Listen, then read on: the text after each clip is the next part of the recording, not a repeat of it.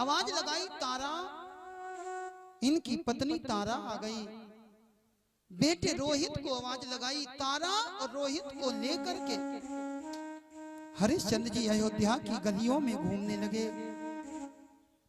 हरिश्चंद्र जी ने विचार किया, हमने सब दान कर दिया, अब हम किसकी शरण में चले।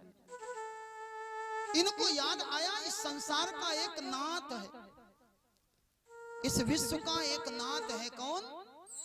विश्वनाथ मम नाथ पुरारी, त्रिभुवन महिमा विदित तुम्हारी। और हरिश्चंद्र जी अपनी पत्नी तारा को लेकर के, अपने बेटे रोहित को लेकर के विश्वनाथ की नगरी में, काशी में आ गए, बनारस में आ गए। बनारस में आकर के इन्होंने देखा एक जगह बाजार लगी थी, और इस बाजार में स्त्री और पुरुष खरीदे बेचे जा रहे थे। तारा कहती है, स्वामी इस बाजार में आप हमको बेच दो, और हमको बेचने के बाद जो धन मिले उस धन को आप सांगता के रूप में उन ब्राह्मण देवता को दे दो। इतना सुना तो हरिश्चंद्र के नेत्रों में अश्रु आ गए। मेरे भाई कल्पना करो, एक पति के लिए इससे ज्यादा दुख की घड़ी और क्या होगी। पत्नी कहती है कि हमको बेच दो, और हमको बेच करके आप अपनी सांगता पूरी करो। इतने में एक ब्राह्मण देवता आ गए। ब्राह्मण देवता ने तारा को अपने घर में सेवा करने के लिए खरीद लिया। रोते रोते तारा ने कहा, महाराज कृपा करो, मेरा ये छोटा सा बालक रोहित ये बिना माँ के रह नहीं पाएगा, आप मेरे साथ साथ इसको भी खरीद लो। तारा को और रोहित को एक ब्राह्मण ने खरीद लिया। आगे जाकर के हरिश्चंद्र जी को एक कालू नाम के डोम ने खरीद लिया। हरिश्चंद्र ने पूछा, भैया हमें करना क्या पड़ेगा। ये डोम कहता है, लोग हमको अपवित्र समझते हैं, इसलिए आज से आपका एक काम है, आप रोज गंगा जी के किनारे जाना, एक बड़े से मटके में गंगा जल भरना, और गंगा जल ला करके हमारे घर में हमारे परिवार के ऊपर छिड़क दिया करना। हरिश्चंद्र जी रोज गंगा जी जाते हैं, गंगा जल भर करके लाते, और डोम के घर पर, डोम के परिवार के ऊपर छिड़कते हैं। भोजन भी ठीक से नहीं मिलता। हरिश्चंद्र जी की अस्थियां दिखाई देने लगी, शरीर में हड्डियों का ढांचा दिखाई देने लगा, शरीर में बल नहीं रहा। एक दिन गंगा के किनारे मटकी को भरा, मटकी को उठाना चाहते थे, उठ नहीं रही। इतने में सामने से इनको अपनी पत्नी तारा आती दिखाई। हरिश्चंद्र ने कहा, तारा सुनो, इस मटकी को उठाने में हमारा सहयोग कर दो। तारा ने मना कर दिया। तारा बोली, माफ करना, इस मटकी को उठाने में मैं आपका सहयोग नहीं कर सकती। क्यों? क्योंकि हम जिन ब्राह्मण देवता के यहाँ सेवा कर रहे हैं, उन ब्राह्मण देवता ने कहा था, तारा कभी भी किसी पर पुरुष का स्पर्श मत करना। हरिश्चंद्र को हंसी आ गई, देवी हम कोई पर पुरुष नहीं, हम तुम्हारे पति हैं, पति। तारा ने कहा, काहे के पति? अरे आप पति तब थे, मैं पत्नी तब थी जब आप अयोध्या के राजा थे और मैं अयोध्या की रानी थी। आज आप उस कालू डोम के सेवक हैं और मैं उस ब्राह्मण की नौकरानी हूं। महाराज, हमारा आपका कोई संबंध नहीं। हरिश्चंद्र को बड़ी प्रसन्नता हुई। हरिश्चंद्र ने विचार किया, मेरी पत्नी तारा ने धर्म का साथ दिया। तारा ने ये नहीं सोचा कि गंगा के किनारे कौन देख रहा। तारा ने ये सोचा कि भगवान सब जगह देख रहा, मैं अपने स्वामी की, उस ब्राह्मण देवता की बात टाल नहीं सकती। तारा लौट करके चली गई। हरिश्चंद्र ने घड़े को उठाने का प्रयास किया, नहीं उठा, फूट गया है। कालू डोम को पता लगा, बहुत क्रोध आया, हाथ में डंडा लेकर के आया और ये डंडा हरिश्चंद्र के हाथ में दे दिया, ले लो, आज के बाद मेरे घर आने की जरूरत नहीं है। इसी गंगा के किनारे रहना, और कोई अपने इष्ट मित्र रिश्तेदार का अंतिम संस्कार करने आए तो उससे कर ले लिया करना। जिस घाट पर हरिश्चंद्र जी डंडा लेकर के बैठे, उस घाट का नाम पड़ गया हरिश्चंद्र घाट। और आप जाना कभी भी बनारस में तो हरिश्चंद्र घाट का दर्शन करना, वहां छोटा सा हरिश्चंद्र जी का मंदिर बना हुआ। गंगा के किनारे डंडा लेकर के हरिश्चंद्र जी महाराज आज शमशान में रहने लगे। जो कोई आता है उससे कर ले लेते और अंतिम संस्कार करने की आज्ञा दे देते। इधर एक दिन शाम का समय हुआ, छोटा सा बच्चा रोहित अपनी माँ तारा के पास में आया। तारा का आंचल पकड़ करके खींचने लगा, माँ माँ भूख लगी है, हमें कुछ खाने को दे। उस माँ के हृदय की क्या गति होगी, जिस माँ के आगे माँ का बेटा भूख के मारे रो रहा हो और माँ के पास में कुछ खाने को देने के लिए ना हो।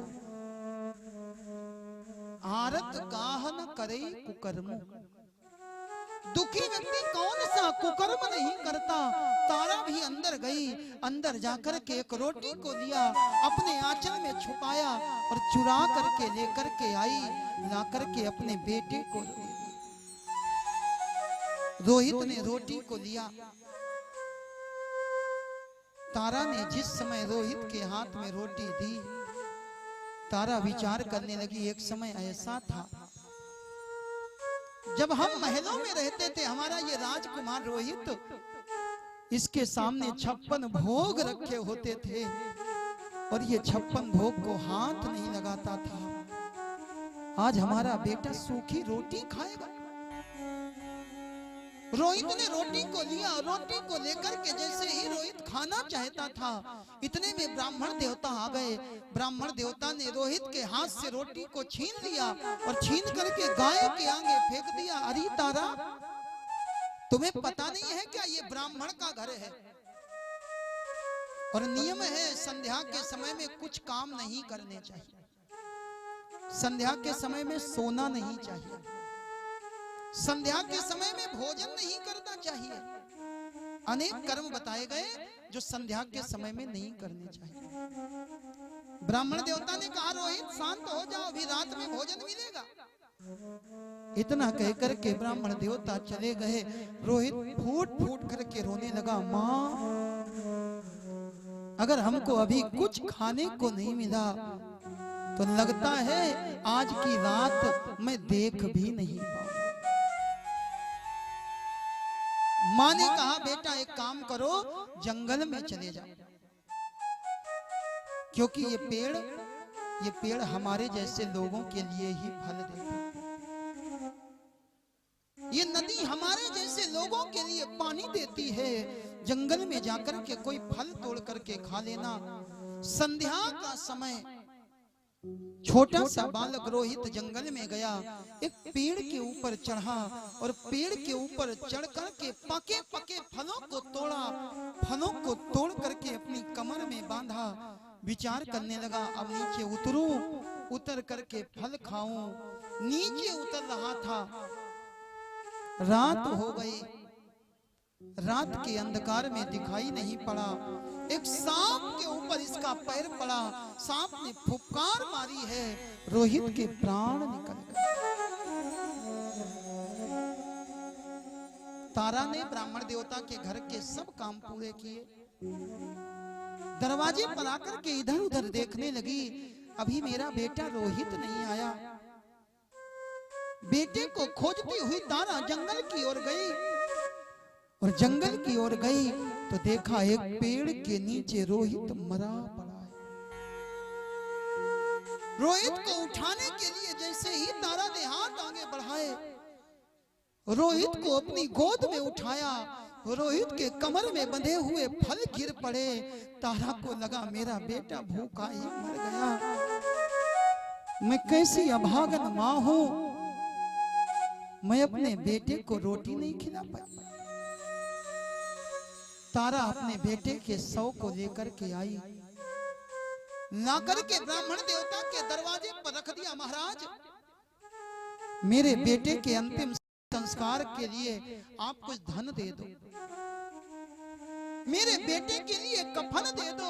ब्राह्मण देवता ने मना कर दिया, चली जाओ तारा, हमने इसको खरीदा था, एक तो हमारा नुकसान पहले भी हो गया, अब हम इसके लिए एक पैसा भी नहीं देंगे। रोती हुई तारा ने आज अपने हाथों की अर्थी बनाई, अपने हाथों की अर्थी पर अपने बेटे को लिटाया, कफन के रूप में अपनी साड़ी का पल्लू उड़ा दिया, लेकर के पहुंची उसी घाट पर जिस घाट पर हरिश्चंद्र जी महाराज खड़े थे। रात्रि का समय, रोती हुई तारा जा रही थी, तारा के पैरों की आवाज हरिश्चंद्र ने डांट करके पूछा, कौन है? अपने पति की आवाज को तारा पहचान गई। स्वामी, मैं तारा।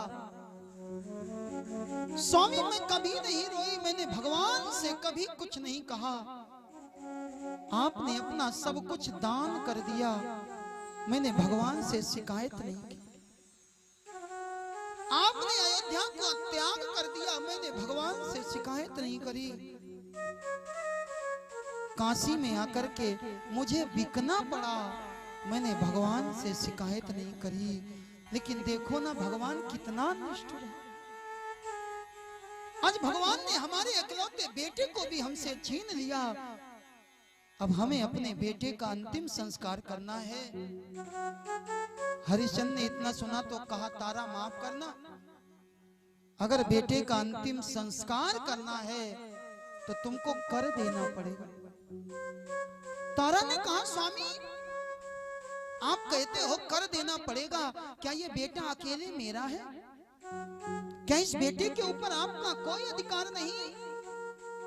हरिश्चंद्र ने कहा, याद करो, ये वही गंगा का तट है, इसी गंगा के तट पर एक दिन तुमने कहा था तुम हमारी पत्नी नहीं, हम तुम्हारे पति नहीं, और जब हम तुम पति पत्नी नहीं तो ये बेटा हमारा कैसे हो सकता? अंतिम संस्कार करना है तो कर देना ही पड़ेगा। तारा बोली, मेरे पास कुछ भी नहीं। हरिश्चंद्र जी बोले, कहीं और चली जाओ, लेकिन अगर इस गंगा के घाट पर तुमको अंतिम संस्कार करना है तो कुछ ना कुछ देना ही पड़ेगा। अंत में तारा अपनी साड़ी का आंचल फाड़ करके देने को तैयार हुई। उसी समय वहां पर विश्वामित्र जी महाराज प्रकट हो गए, गंगा के जल को लिया, रोहित के ऊपर छिड़का, रोहित जीवित होकर के खड़ा हो गया। हरिश्चंद्र जी महाराज ने हाथ जोड़े, महाराज आज के बाद ऐसी परीक्षा किसी की मत लेना, लोग इतनी कठिन परीक्षा दे नहीं पाएंगे। हरिश्चंद्र जी ने सत्य के धर्म को धारण किया, हरिश्चंद्र जी ने सत्य के लिए सर्वस्व समर्पित कर दिया। मुंडकोपनिषद में लिखा हुआ है, सत्यमेव जयते, सत्य की सदैव विजय होती है।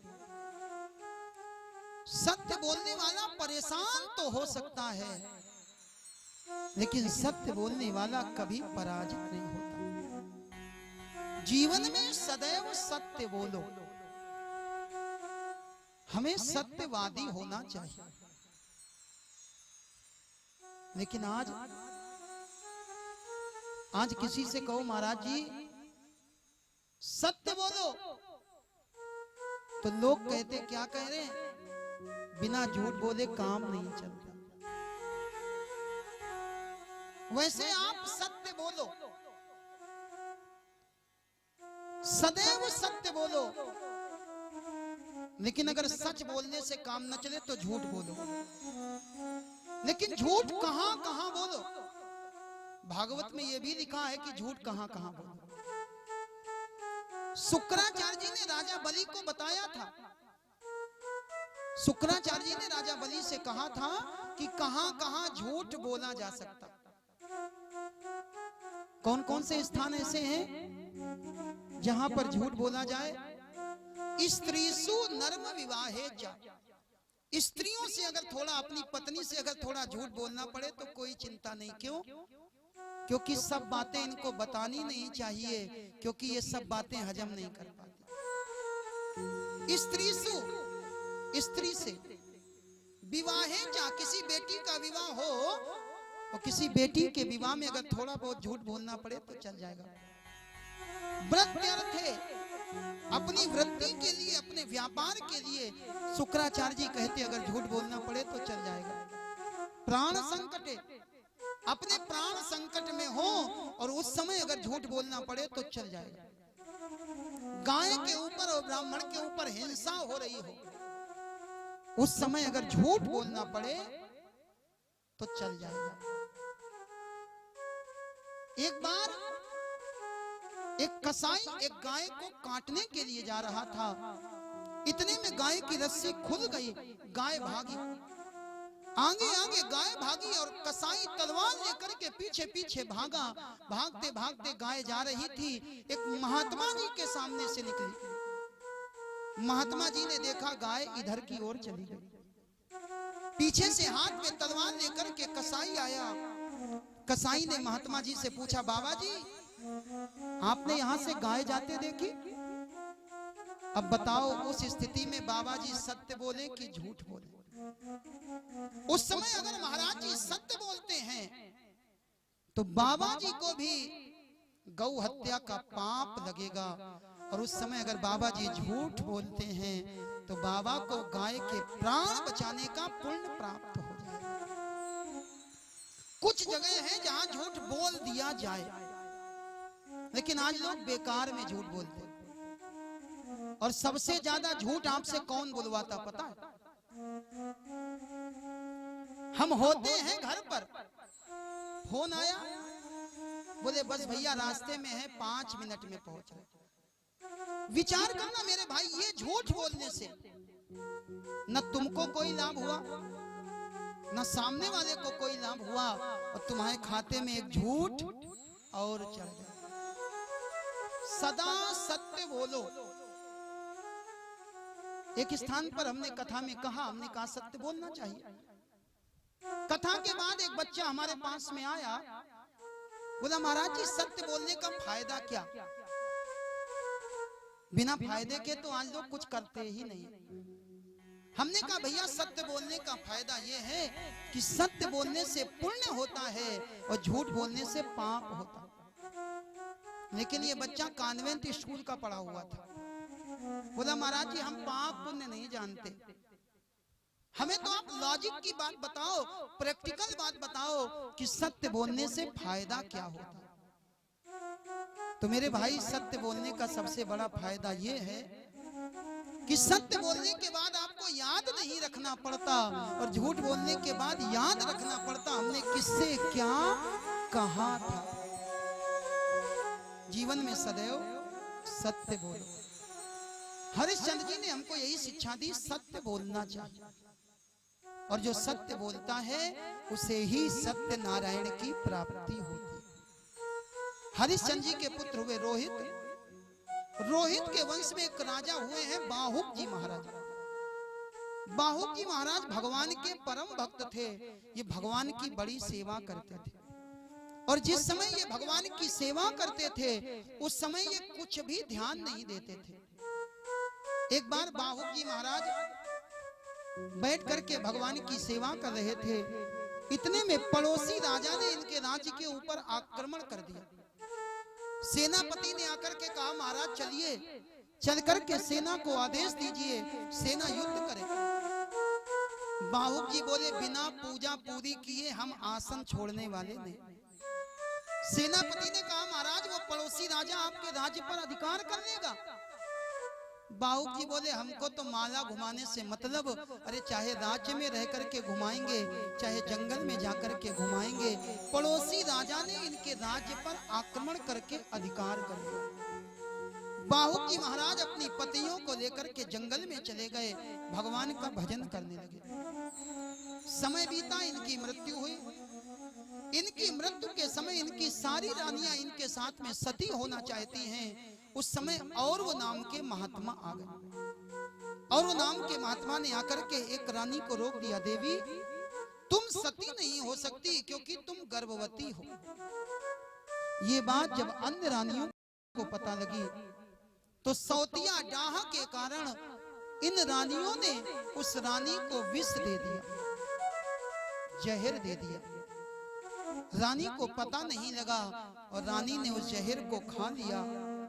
लेकिन भगवान की ऐसी कृपा हुई, उस जहर का प्रभाव ना रानी के ऊपर पड़ा और ना रानी के गर्भ में पल रहे बच्चे के ऊपर पड़ा। समय बीता, समय बीतने के बाद रानी के गर्भ से बालक का जन्म हुआ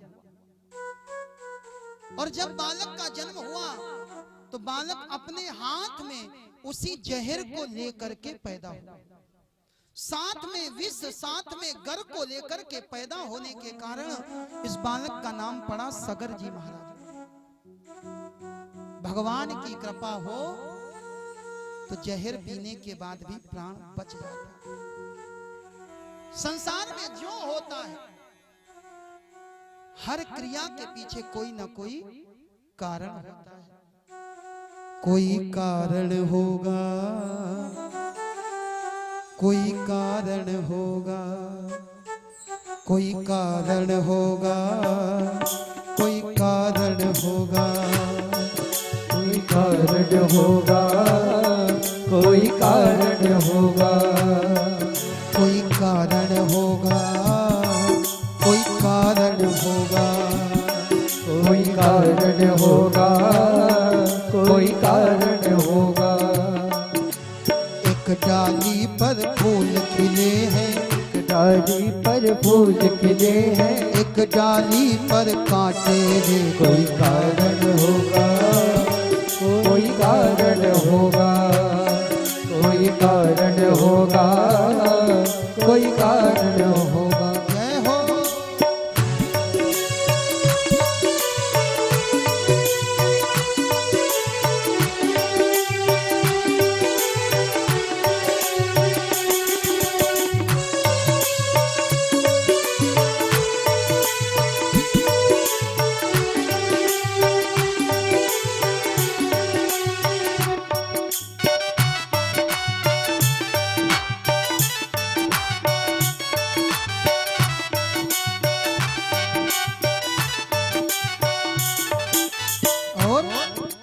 पैसे से बिस्तर मिल जाए नींद को तरसे नैन, पैसे से बिस्तर मिल जाए नींद को तरसे नैन, पैसे से बिस्तर मिल जाए नींद को तरसे नैन, पैसे से बिस्तर मिल जाए नींद को तरसे नैन, कांटों पर भी सोकर आए, कांटों पर भी सोकर आए, किसी के मन को चैन रे। कोई कारण होगा, कोई कारण होगा, कोई कारण होगा, कोई कारण होगा।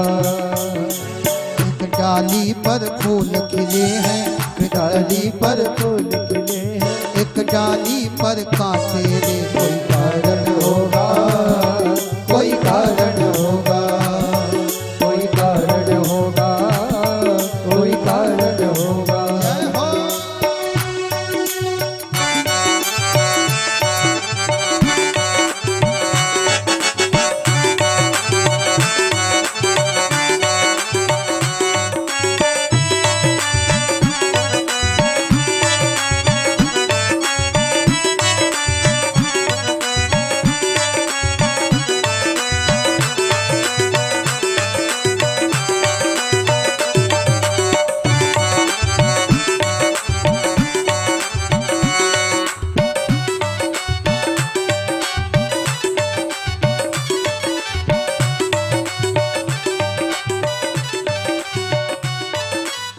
सगर जी महाराज का जन्म हुआ। इनकी विमाताओं ने इनकी माँ को जहर दिया था, लेकिन जहर का असर न माँ के ऊपर हुआ न बेटे के ऊपर हुआ, क्योंकि ये भगवान की कृपा। जहर को पीकर भी मिल जाए किसी को जीवन दान, जहर को पीकर भी मिल जाए किसी को जीवन दान, जहर को पीकर भी पीकर भी मिल जाए किसी को जीवन का। चींटी से भी जा सकते हैं, चींटी से भी जा सकते हैं, किसी के तन से प्राण दे कोई कारण होगा, कोई कारण होगा, कोई कारण होगा, कोई कारण होगा। एक डाली पर फूल खिले हैं, एक डाली पर फूल खिले, एक डाली पर कांटे ले कोई कारण होगा, कोई कारण होगा, कोई कारण होगा, कोई कारण होगा, कोई कारण होगा, कोई कारण होगा, कोई कारण होगा, कोई कारण होगा।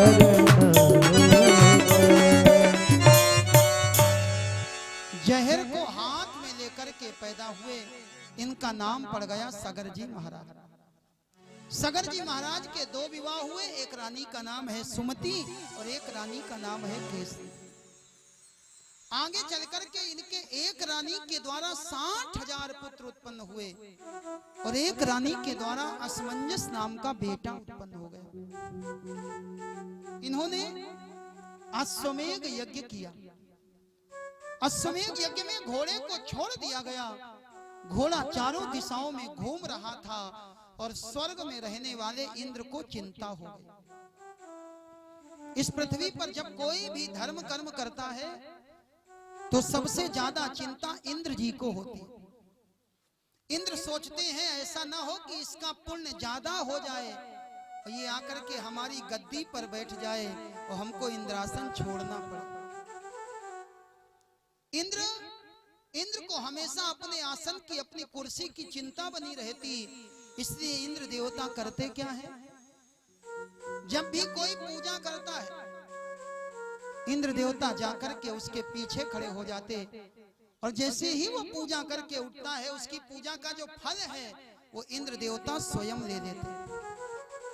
बहुत सारे लोगों के मन में ऐसी बात होती है, बोले महाराज जी हम पूजा तो बहुत करते हैं लेकिन हमारी पूजा हमको लगती नहीं। अगर आपको लगता हो कि आपकी पूजा आपको नहीं लगती तो इसके लिए आप कुछ बातों का ध्यान दो। पहली बात, जब भी पूजा करो आसन बिछा करके बैठो और आसन पर बैठ करके पूजा करो। दूसरी बात, जब पूजा करके उठो तो आसन के नीचे जल छोड़ो और 3 बार उस जल को अपने मस्तक पर लगाओ। ओम शक्राय नमः, ओम इंद्राय नमः, ओम धाताय नमः। आज जिस समय सगर जी ने अश्वमेध यज्ञ किया, इंद्र आए हैं और इंद्र ने अश्व को हरण कर लिया और ले जाकर के कपिल मुनि के आश्रम में बांध दिया। सगर जी महाराज के 60,000 पुत्र घोड़े की खोज करने के लिए पूरी पृथ्वी पर घूमने लगे। घूमते घूमते घूमते घूमते ये लोग कपिल मुनि के आश्रम में पहुंचे और कपिल मुनि के आश्रम में जाकर के देखा घोड़ा बंधा है। घोड़े को देखा, ये पहचान गए, अरे ये तो हमारा ही घोड़ा है। ये सारे के सारे पुत्र कहने लगे यही है, यही है, यही है। और आप कल्पना करो 60,000 लोग अगर एक साथ बोले तो कितनी तेज आवाज होगी। ये 60,000 पुत्र कहने लगे यही है, यही है। कपिल मुनि समाधि लगा करके बैठे थे, इनकी समाधि टूट गई, इनको क्रोध आया, इनके नेत्रों से अग्नि निकली और ये 60,000 पुत्र जल करके भस्म हो गए।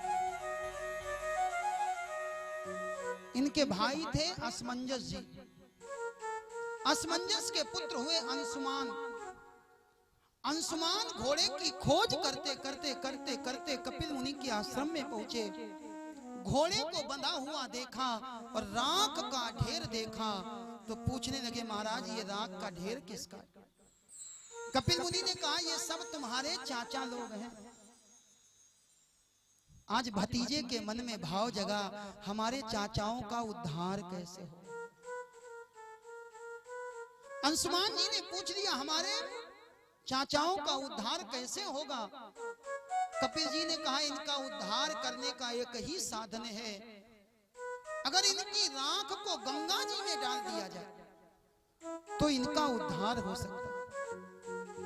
अंशुमान जी ने विचार किया गंगा जी हैं कहां? तब तक गंगा जी पृथ्वी लोक में नहीं आई थी। गंगा जी ब्रह्मा जी के कमंडल में हैं। अंशुमान जी ने गंगा जी की घोर तपस्या करी, पूरा का पूरा जीवन लगा दिया, लेकिन गंगा जी को नहीं ला पाया। अंशुमान के बेटे हुए दिलीप जी महाराज ने भी गंगा जी को पृथ्वी पर लाने के लिए तपस्या करी, लेकिन गंगा जी को पृथ्वी पर नहीं लाए। तीसरी पीढ़ी में भगीरथ जी महाराज का जन्म हुआ। भगीरथ जी महाराज ने गंगा जी को पृथ्वी पर लाने के लिए साधना करी। तीसरी पीढ़ी की साधना फलीभूत हुई। भगीरथ जी के सामने गंगा जी ने प्रकट होकर के दर्शन दिया। लालन, क्या कामना है? भगीरथ जी बोले, माँ आप पृथ्वी लोक में चलो और चल करके हमारे पूर्वजों का उद्धार कर दो। गंगा ने कहा, बेटा मैं पृथ्वी पर चलती तो जरूर, लेकिन मेरा वेग इतनी तेज है, अगर मैं पृथ्वी पर गई तो पृथ्वी को फाड़ करके रसातल में समा जाऊंगी, तुम्हारे पूर्वजों का उद्धार नहीं हो पाएगा। भगीरथ जी बोले, कोई उपाय? गंगा जी कहने लगी, अगर भोले बाबा हमको अपनी जटाओं में स्थान दे दे, उसके बाद अगर हम चलें तो तुम्हारे पूर्वजों का उद्धार हो जाएगा। आज भगीरथ जी महाराज ने आकर के भोले बाबा की प्रार्थना करी। भोले बाबा की प्रार्थना करी, भोले बाबा प्रसन्न हो गए और भोले बाबा ने अपनी जटाओं के जाल को फैलाया। ब्रह्मलोक से, ब्रह्मा जी के कमंडल से गंगा जी चली। धीरे धीरे धीरे धीरे गंगा जी आई और गंगा जी आकर के भोले बाबा की जटाओं में घूमने लगी। भोले बाबा ने जटाओं में घूमते हुए गंगा जी को देखा तो भोले बाबा ने जटाओं का जोड़ा बांध लिया। भगीरथ जी ने फिर प्रार्थना करी, बाबा गंगा जी हमारे पूर्वजों के उद्धार के लिए आई हैं, आप गंगा जी को हमारे पूर्वजों के उद्धार के लिए हमारे साथ भेजो। भोले बाबा ने अपनी जटा को खोला। आगे आगे भगीरथ जी महाराज का रथ जा रहा है और पीछे पीछे कलकल निनाद करती भगवती भागीरथी मैया गंगा प्रवाहित हो रही है। जिसने देखा जय जयकार करी, बोलिए गंगा मैया की जय। गंगा मैया आई। ये गंगा मैया है कौन? गंगा मैया की उत्पत्ति कैसे हुई, इसकी दो कथाएं हमारे यहाँ पुराणों में मिलती। एक कथा, जिस समय भगवान ने दाहिना चरण उठाया था और दाहिना चरण उठा करके ब्रह्मलोक को नापा था, ब्रह्मा जी ने भगवान के चरण को धो करके अपने कमंडल में रख लिया था, यही गंगा जी बनी। और दूसरी कथा आती है, एक बार गोलोक धाम में राधा और कृष्ण सिंहासन पर विराजमान थे। सारे के सारे देवता खड़े थे, सरस्वती मैया खड़ी थी, भोले बाबा खड़े थे। सरस्वती जी ने कहा, भोले बाबा आप भगवान की कोई स्तुति गाओ। भोले बाबा स्तुति गाने लगे और भोले बाबा ने जिस समय स्तुति गाई, भोले बाबा के स्वर में इतना अनुराग था कि स्तुति को सुनते सुनते सारे देवताओं के नेत्र बंद हो गए। नेत्र बंद करके ध्यान करके स्तुति को श्रवण कर रहे थे और जैसे ही स्तुति पूरी हुई, सबने नेत्रों को खोला। नेत्र खोल करके देखा, सामने सिंहासन पर जहां राधा कृष्ण विराजमान थे, वहां राधा कृष्ण विराजमान नहीं है। राधा कृष्ण अंतर ध्यान हो गए और वहां पर कुछ जल की बूंदें दिखाई पड़ी। उन्हीं जल की बूंदों को ब्रह्मा जी ने अपने कमंडल में रखा, जिससे गंगा जी की उत्पत्ति। ये गंगा मेरे भाई, गंगा माँ है, माँ। गंगा का जल बहुत पवित्र है। गंगा पतित पावनी है। लेकिन आज हमने गंगा को ही मैली कर दिया। मानो तो मैं गंगा माँ हूं और न मानो तो बहता पानी। मेरे भाई, गंगा जी की महिमा को कहां तक वर्णन करें। गोस्वामी तुलसीदास जी विनय पत्रिका में लिखते हैं, देव नदी कह जो जन जान, किए मन साकुल कोटि उद्धार। कहते हैं गंगा जी जाने का जो मन बना लेता है, केवल गंगा जी जाने का जो मन बनाता है, उसके करोड़ों कुलों का उद्धार हो जाता है। देखी चले झगड़े सुर नारी, और जैसे ही वो गंगा जी जाने के लिए चरण आगे बढ़ाता है, देखी चले, चलता हुआ देखा सुर नारी, देवताओं की पत्नियों ने तो वो झगड़ने लगी। क्यों? बोली जब ये मर करके स्वर्ग में आएगा तो इसका वर्ण हम करेंगे। उसको लेने के लिए इंद्र विमान बनाने लगते। पूजा को साज विरंची रचे, तुलसी जे महत्तम जानन हारे, ओक की नींव पड़ी हरि लोक, बिलोकत गंग तरंग निहारे। अभी गंगा स्नान नहीं किया, लेकिन तुलसीदास जी कहते हैं जैसे ही वो गंगा के किनारे जाता है और गंगा मैया का दर्शन करता है, वैकुंठ में उसके लिए मुक्ति की नींव पड़ जाती है। गंगे तव दर्शनाथ मुक्ति, गंगा मैया का केवल दर्शन कर लो तो भी मुक्ति है। गंगा के जल की बड़ी महिमा है, और गंगा के जल की महिमा को वाणी से विस्तृत रूप से बताया नहीं जा सकता। गंगा के जल की कितनी महिमा है मेरे भाई। कोई व्यक्ति अगर गंगा के किनारे मर जाए तो उसका उद्धार हो जाता है। अगर गंगा के किनारे मर ना पावे तो मरने के बाद अगर उसका अंतिम संस्कार गंगा के किनारे कर दिया जाए तो उसका उद्धार हो जाता। और अंतिम संस्कार भी गंगा के किनारे ना हो पावे तो उसकी राख को लेकर के अगर गंगा में डाल दिया जाता, तो जब तक उसकी अस्थियां, उसकी राख गंगा में रहती हैं, तब तक वो भगवान के चरण कमलों में निवास करता। गंगा जी की बड़ी महिमा है, लेकिन मानना पड़ेगा, विश्वास करना पड़ेगा, और विश्वास के बिना कुछ भी होने वाला नहीं। एक गांव में एक पंडित जी कथा करने के लिए गए। पंडित जी ने गंगा जी की बड़ी महिमा बताई। पंडित जी बोले प्रत्येक हिंदू के घर में, प्रत्येक वैष्णव के घर में गंगा जल होना ही चाहिए। गंगा जी की महिमा को जब बताया तो गांव में रहने वाला एक अनपढ़ व्यक्ति विचार करने लगा, हम आज तक गंगा नहाने नहीं गए, और पंडित जी ने गंगा जी की बड़ी महिमा बताई, हम गंगा नहाने जाएंगे। आज ये व्यक्ति गंगा नहाने गया, और गंगा नहाने के बाद जैसा कि हम करते हैं, गंगा जल को भर करके अपने साथ ले आते। आज इसने भी खूब गोता लगा करके गंगा नहाया, और गंगा नहाने के बाद गंगा जल भर करके घर ले आया। गंगा जल को ला करके अपने भगवान के मंदिर में रख दिया। जैसे रोज भगवान की पूजा करता, वैसे ही गंगा के जल को साक्षात गंगा जी मान करके ये गंगा जी की भी, उस जल की भी पूजा करने लगा। धीरे धीरे धीरे धीरे समय बीता, इसका अंतिम समय आया, और जैसे ही अंतिम समय आया, इसको लेने के लिए यमराज के दूत आ गए।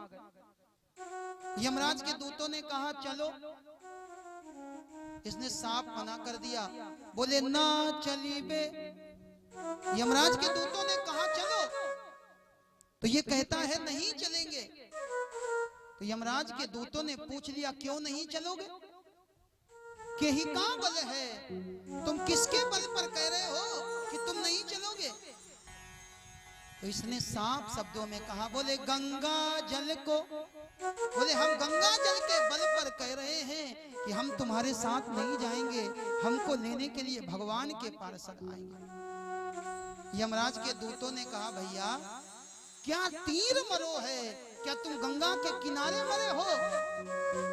तो इसने अपनी उंगली उठाई, भगवान के मंदिर की तरफ जहां गंगा जल रखा था इशारा कर दिया, बोला घर ही में धरो है। अरे गंगा का जल तो हमारे घर में रखा है, फिर हमें किसका भय है? गंगा के जल की बड़ी महिमा है। लेकिन आज सरकारें आती हैं, नए नए नियम आते हैं, लेकिन अभी हमारी माँ गंगा, अभी गंगा माँ प्रदूषण मुक्त नहीं हो पा रही।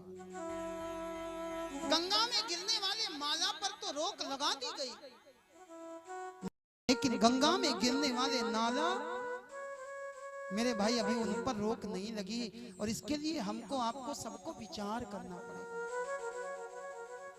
गंगा जी की महिमा को प्रकट किया है, और ये गंगा जी की महिमा, बही कैसे गंगा लहर धीरे धीरे, बही कैसे गंगा लहर धीरे धीरे, बही कैसे गंगा लहर धीरे धीरे, बही कैसे गंगा लहर धीरे धीरे, बही कैसे गंगा लहर धीरे धीरे, बही कैसे गंगा लहर धीरे धीरे।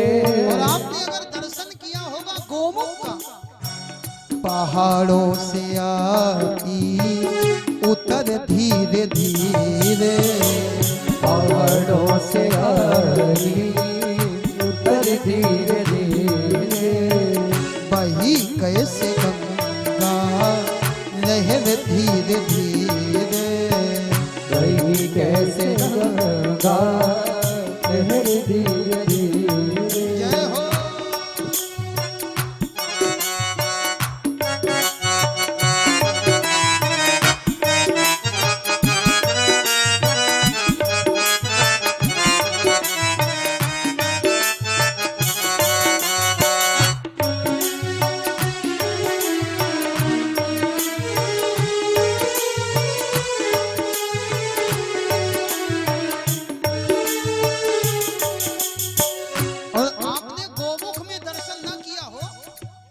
हरिद्वार में हर की पौड़ी पर गंगा जी का दर्शन किया होगा। जितनी सुंदर छवि गंगा जी की हर की पौड़ी पर है, क्या उतनी सुंदर छवि हमारे घाटों पर है? नहीं है। हरिद्वार में अद्भुत शोभा से माता, हरिद्वार में अद्भुत शोभा से माता, हरिद्वार में अद्भुत शोभा से माता, हरिद्वार में अद्भुत शोभा से माता, पहाड़ों से आई उतर धीरे धीरे, पहाड़ों से आई उतर धीरे धीरे, बही कैसे गंगा लहर धीरे धीरे, बही कैसे गंगा लहर धीरे धीरे। और हमको आपको गर्व होना चाहिए किस बात का? हम उस देश के वासी हैं जिस देश में गंगा, छोटी बात है, हमें और गर्व होना चाहिए किस बात का? हम उस प्रदेश के वासी हैं जिस प्रदेश में गंगा, और उससे भी ज्यादा गर्व होना चाहिए हम उस नगर के वासी हैं जिस नगर के किनारे किनारे किनारे किनारे माँ गंगा बहती है।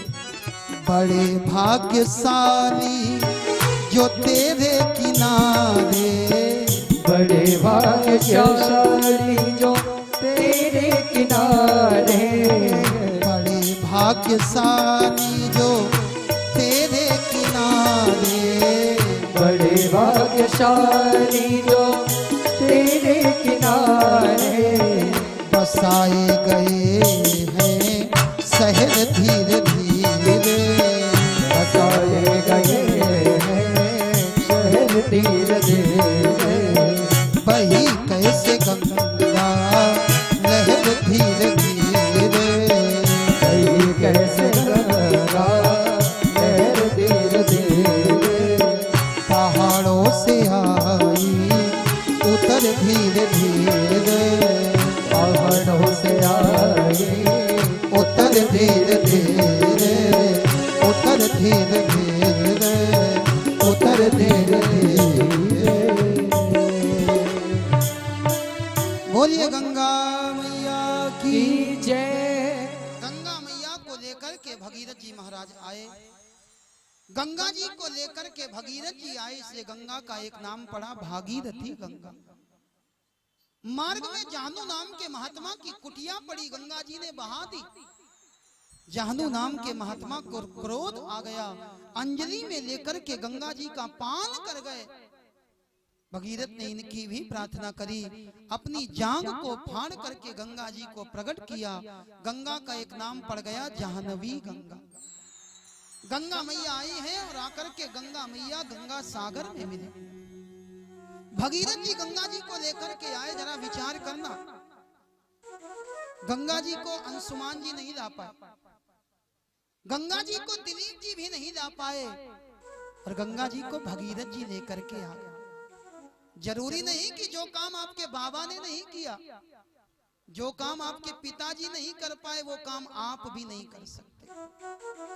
संसार में सब कुछ संभव है, लेकिन इसके लिए आपका विश्वास अटल होना चाहिए। कोई काज दुष्कर जग में नहीं है साथी।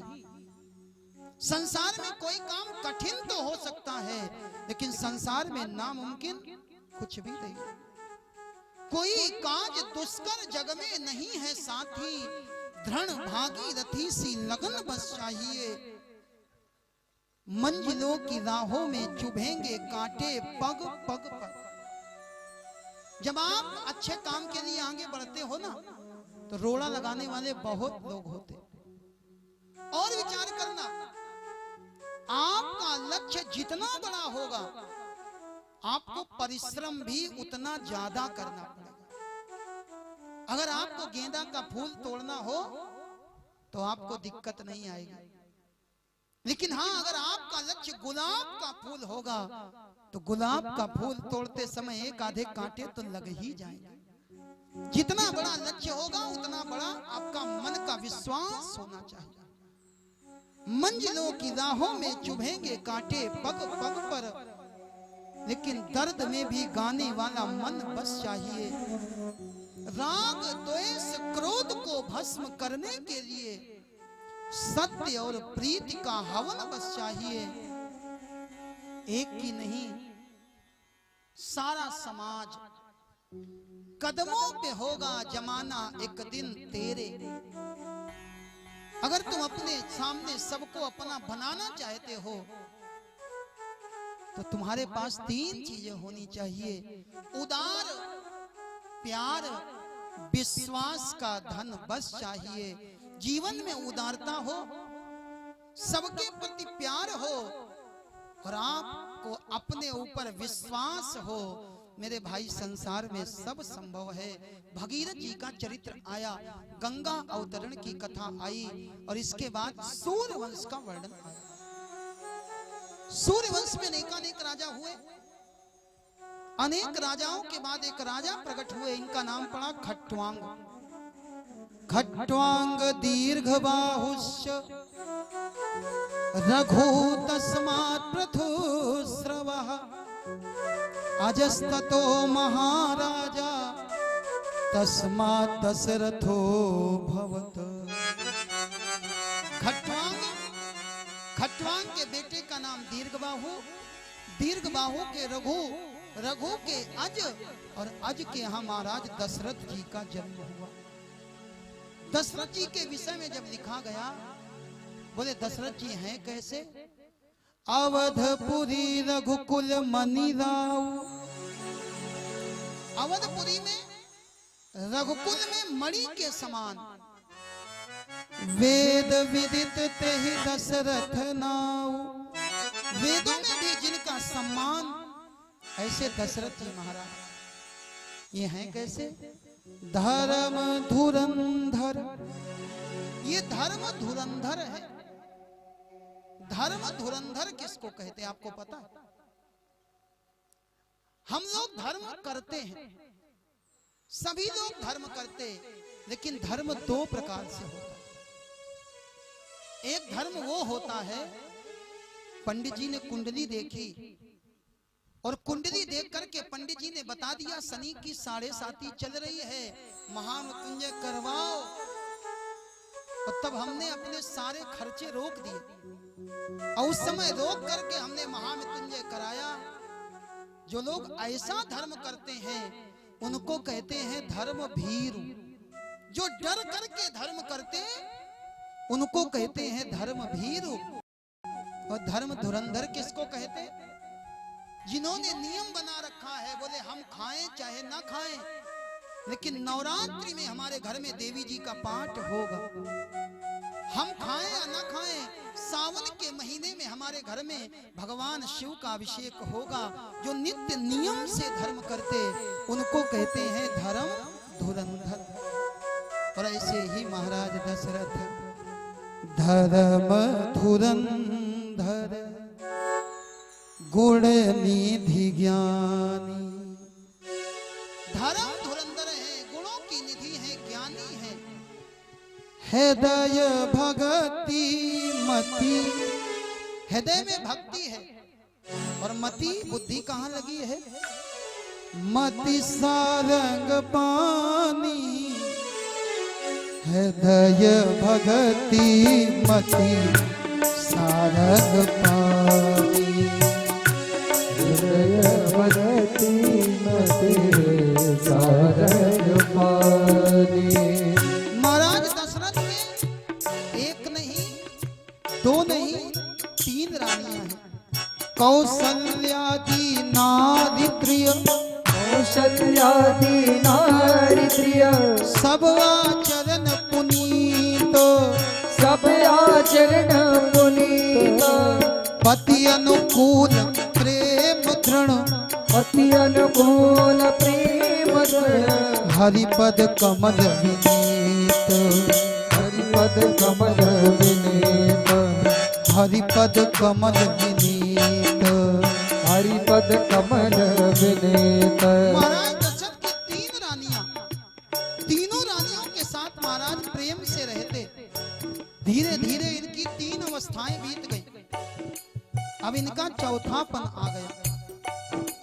चौथापन आया, एक बार इनके मन में ग्लानि हुई और एक बार अनेक कारण बताए गए। महाराज के ग्लानि हुई और ग्लानि का कारण क्या है? महाराज ने विचार किया हमारे पास सब कुछ है, धन की कमी नहीं है, संपत्ति की कमी नहीं है, सम्मान की कमी नहीं। क्यों?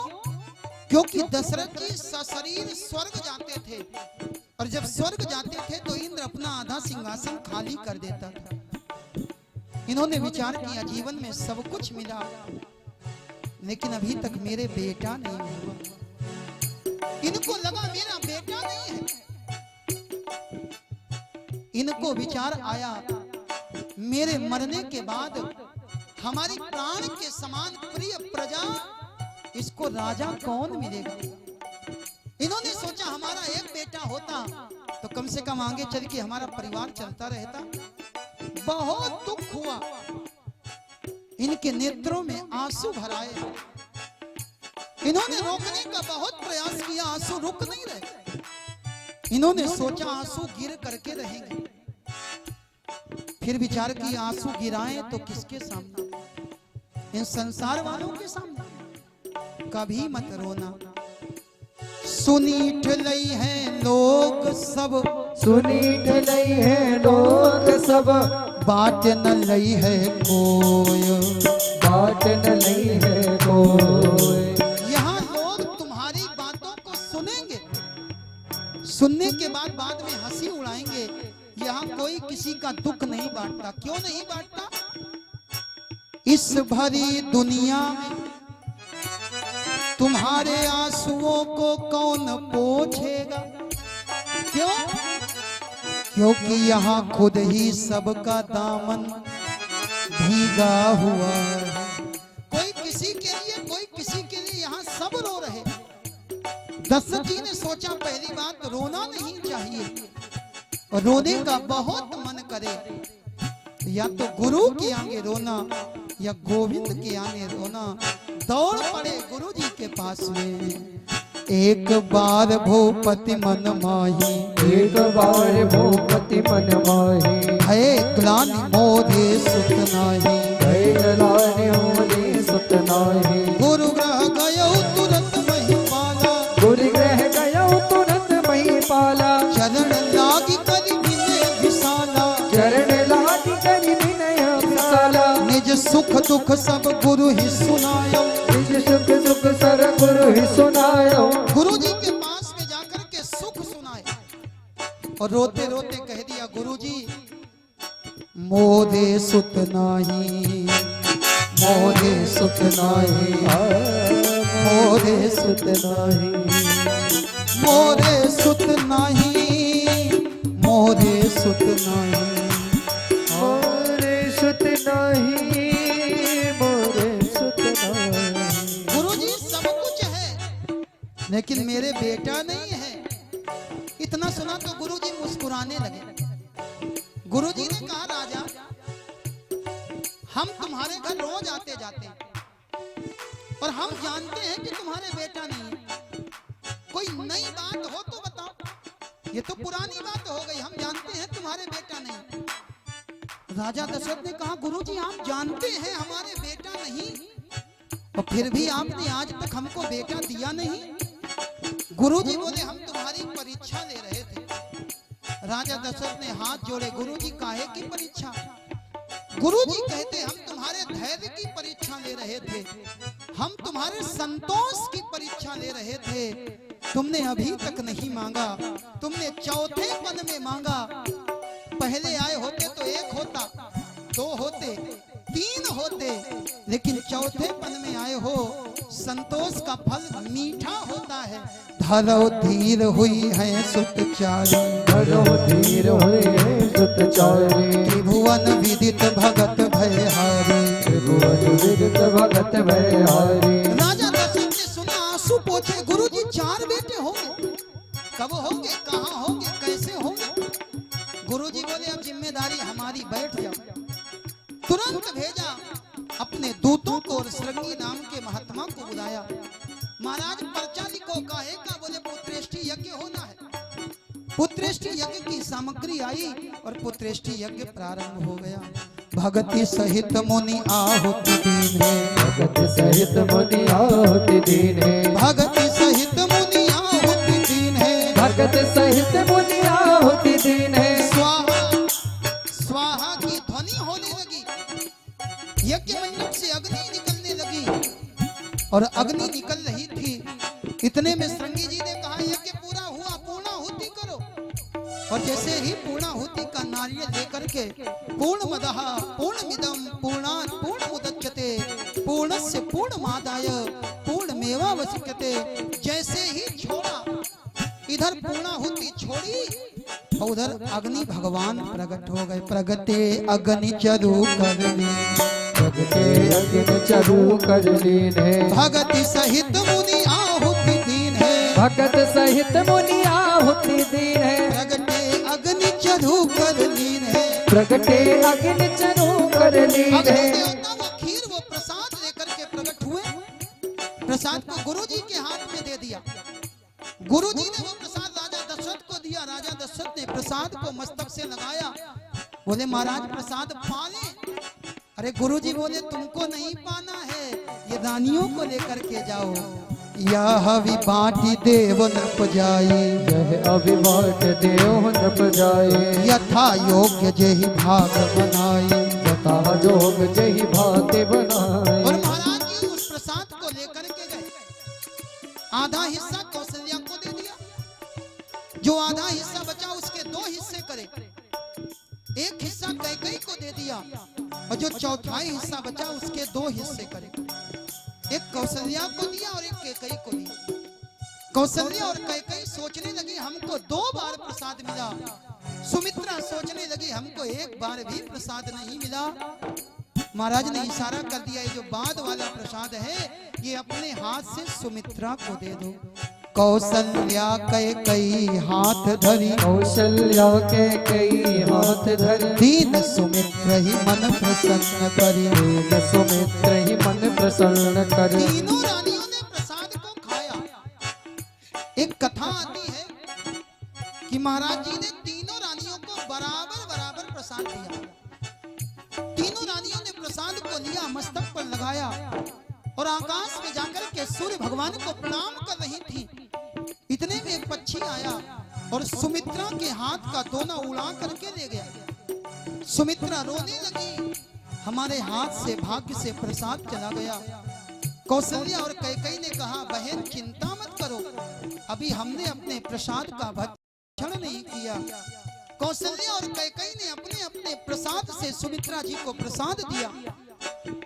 सुमित्रा के हाथ का दोना लेकर के पक्षी उड़ा, एक पेड़ के ऊपर जाकर के बैठा, दोने को रखा, पक्षी खा नहीं पाया, दोना नीचे गिर गया और नीचे अंजना मैया तपस्या कर रही थी। वो प्रसाद अंजना मैया ने खाया, जिससे हनुमान जी महाराज का प्राकट्य हुआ। हनुमान जी स्वयं कहते, हनुमान से राम ने कहा है, तुम मम प्रिय भरत ही सब भाई, तुम मम प्रिय भरत ही सब भाई, तुम मम प्रिय भरत ही सब भाई, तुम मम प्रिय भरत ही सब भाई। तीनों रानियों ने प्रसाद को खाया, आनंद में भर गई। तीनों रानियों को ऐसा लगता है जैसे हमारे गर्भ में भगवान आ गए। जा दिन ते हरि गर्भ आए, जा दिन ते हरि गर्भ आए, सकल लोक सुख संपत्ति छाए, सकल लोक सुख संपत्ति छाए। अभी भगवान प्रकट नहीं हुए हैं। गोस्वामी तुलसीदास जी को यह पता लगा कि भगवान कौशल्या के गर्भ में आ गए। लोगों ने कहा, गोस्वामी जी अब आपको ये अयोध्या कैसी दिखाई पड़ रही, राजा दशरथ का महल कैसा दिखाई पड़ रहा। गोस्वामी जी कहते, अब हमको महल नहीं दिखाई पड़ रहा। क्यों? महल वो होता है जहाँ इंसान रहते हैं, और अभी अभी यहाँ भगवान आने वाले हैं, तो अब ये महल नहीं रह गए, अब ये बच क्या गए?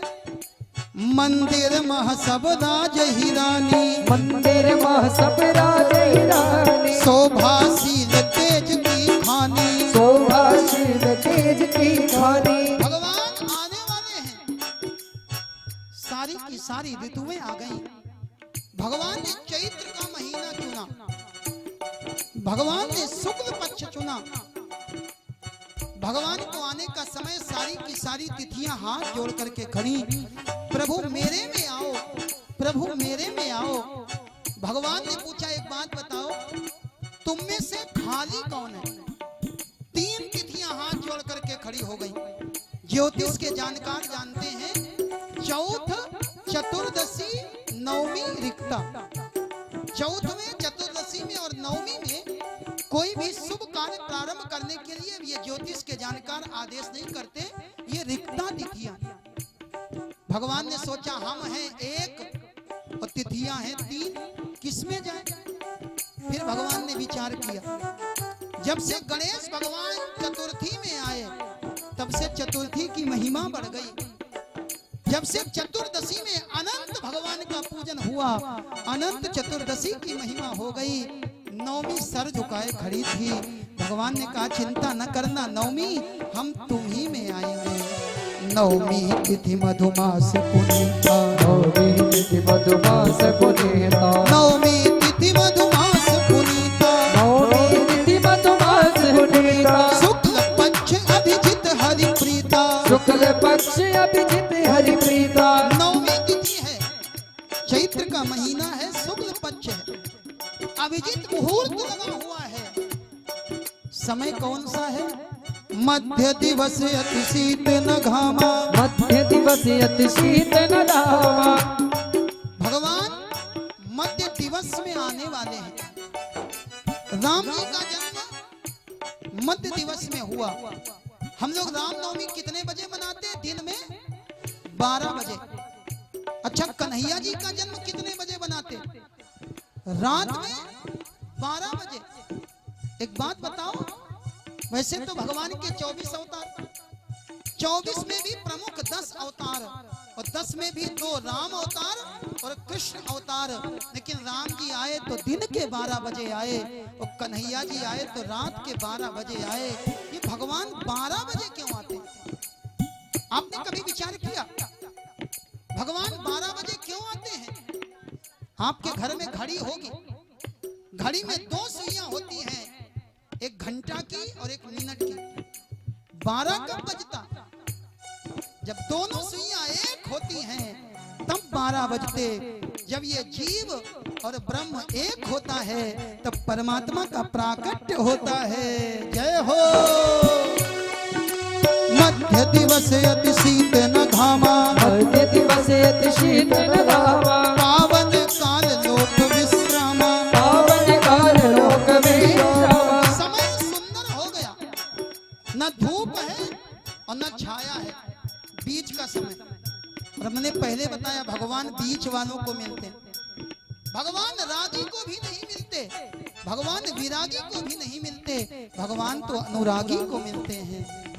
भगवान के आने का समय हुआ, सारे के सारे देवता आ गए। सुर समूह विनती करी, सुर समूह विनती करी, पहुँचे निज निज धाम, पहुँचे निज निज धाम। जग निवास प्रभु प्रगटे, जग निवास प्रभु प्रगट, अखिल लोक विश्राम, अखिल लोक विश्राम, अखिल लोक विश्राम। भगवान प्रकट हो गए। कौशल्या मैया के सामने चतुर्भुज रूप में भगवान नारायण खड़े हैं।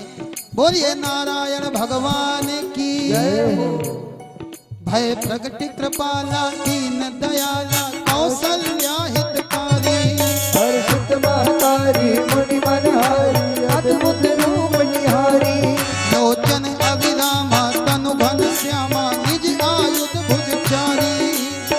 मन माला नयन विशाला, शोभा सिंधु थरारी। कर तुई कर जोरी स्तुति तोरी, यही विधि करो अनंता।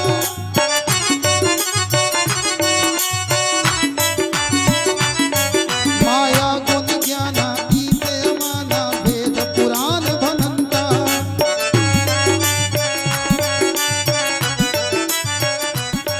करुणा सुख सागर सब गुण आगर, यही गावै सुख संता।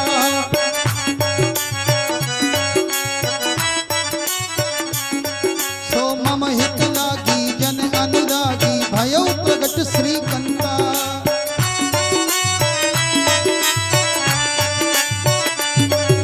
भगवान प्रकट हो गए, श्रीकंता लक्ष्मी नारायण भगवान प्रकट हुए। और ये भगवान कौन भगवान प्रकट हुए? ब्रह्मांड निकाया निर्मित माया, रोम धोम प्रतिवेद कहे। ब्रह्मांडी निकाया निर्मित माया, रोम रोम प्रतिवेद कहे। मम उर्सोवासिया उपहासी, सुनत धीर मत धीर न रहे। मम उर्सोवासी यह उपहासी, सुनत धीर मत धीर न रहे। उपजा जब ज्ञाना प्रभु मुस्काना, चरित बहुत विद कीन चाहे। उपजार विदाना प्रभु मुस्काना, चरित गीत मनोवीर चहे। कही कथा सुहाई मात बुझाई, यही प्रकार सुत प्रेम रहे।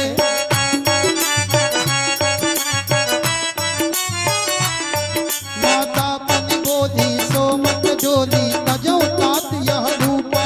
माता पुनि बोली सोमति डोली, तजहु तात यह रूपा। की जय शिशु लीला अति प्रिय शीला, यह सुख परम अनुपा। की जय शिशु लीला अति प्रिय शीला, यह सुख परम अरूपा। सुनि वचन सुजाना रोदन खाना, होई बालक सुर भूपा। सुनि बचन सुजाना रोदन गाना, होई बालक सुर भूपा। यह चरित जगावई हरि पद पावई, तेन परई भव कूपा। यह चरित जगावई हरि पद पावई, तेन परई भव कूपा। विप्रधेनु सुर संत हित, लीन मनुज अवतार। विप्रधेनु सुर संत लीन मनुज अवतार। निज इच्छा निर्मित तनु, निज इच्छा निर्मित तनु, माया गुण गोपाल। माया गुण गोपाल। सियावर रामचंद्र की जय, पवन सुत हनुमान की जय। बोलो भाई सब शंकर की जय। आज भगवान प्रकट हो गए, और जिस समय भगवान प्रकट हुए, भय प्रगट कृपाला दीन दयाला, यहां तक तो बात समझ में आती। कौशल्या हितकारी, ये बात समझ में नहीं आती। क्यों? एक बात बताओ, ग्लानि किसको हुई? दशरथ जी को। रोया कौन? दशरथ जी। गुरु के यहां दौड़ करके कौन गया? दशरथ जी। प्रसाद किसको मिला? दशरथ जी को। और भगवान, अरे ये लिख देते गोस्वामी जी कि भय प्रगट